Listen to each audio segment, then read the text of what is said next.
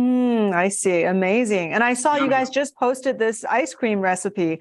And it's sort of not exactly what I'm doing, but I do use your raw milk and I mix with frozen fruits. Yes. And I add all kinds, mushroom powders and antioxidants. But you guys are adding raw milk, raw eggs. And then you're stirring it up and with some vanilla. So many of the things that practitioners are putting into the mix are not actually enzymatically active because they've been pasteurized.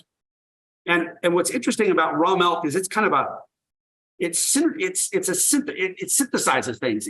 It facilitates the bioactivity because it's alive.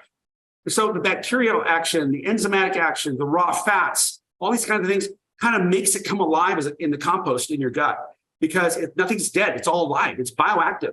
And so your compost pile gets a whole new lease on life.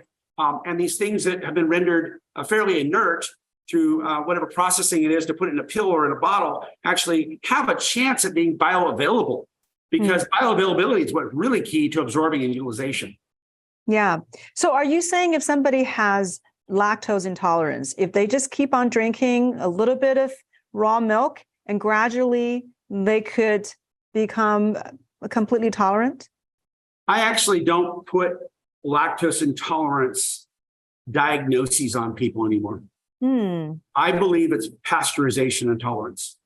Wow. A human condition has no problem with natural foods, including whole natural raw milk. Has never had a problem with that. It has been literally the last 100 years and the manifest combination of pasteurization plus antibiotics and plus sterilized foods and plus preservatives. Think about the gut microbiome. Think about the communities of bacteria needed to make lactase. So if you think about the gut microbiome, it all makes sense. It's very simple in extremely complex way of thinking, but it's very simple. So I have a friend he's a Maasai warrior from Kenya. He drank raw milk directly out of the udder of a cow. If he hadn't done that, he would have died as an infant. He sucked directly on the teat. He didn't have a mom to suckle on, so he suckled on a cow.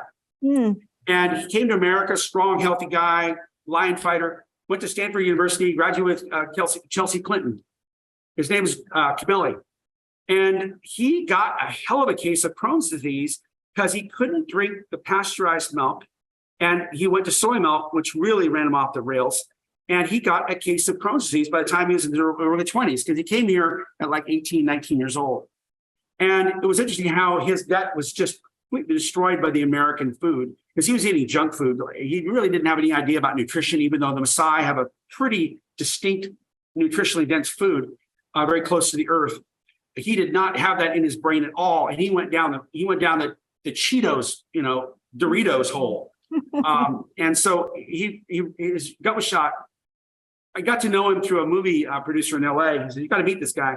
So I met him and we talked about raw milk, and he realized what he'd grown up on. I gave him 8 gallons of raw milk a week for free for a year, delivered it in our trucks in San Francisco area. And he fully recovered from his Crohn's disease, and he was going to have surgery to have literally feet of his intestines removed and have poop in a plastic bag with an ileostomy. And he recovered from that. His quote to me was, "I may live in California, but I eat in Kenya." So that was kind of an interesting thing. And I've got plenty of friends that are, Asian that had pretty significant lactose intolerance issues. But remember, the Mongolians are Asian, and they drink mare's milk like crazy. And it's fermented raw milk. So that's like our keeper. So I am of the belief that there may be a lactase persistent gene, but you know what? Raw milk is for everybody, everywhere, because it is a whole food that will recolonize the gut of whoever consumes it. And I'm not seeing an exception to that. There's even some science studies done at Stanford University showing the HBD, the hydrogen breath test curve, going like this and going down after 2 weeks of consuming raw milk. Yes, initially they had a problem. And then it got better until colonization after 2 weeks. It was actually pretty full. And HBT hydrogen was no longer being created because colonization was at least enough to create enough lactase that things were good. So this whole idea, I think it's actually quite inhumane to say you have a problem when the food has the problem.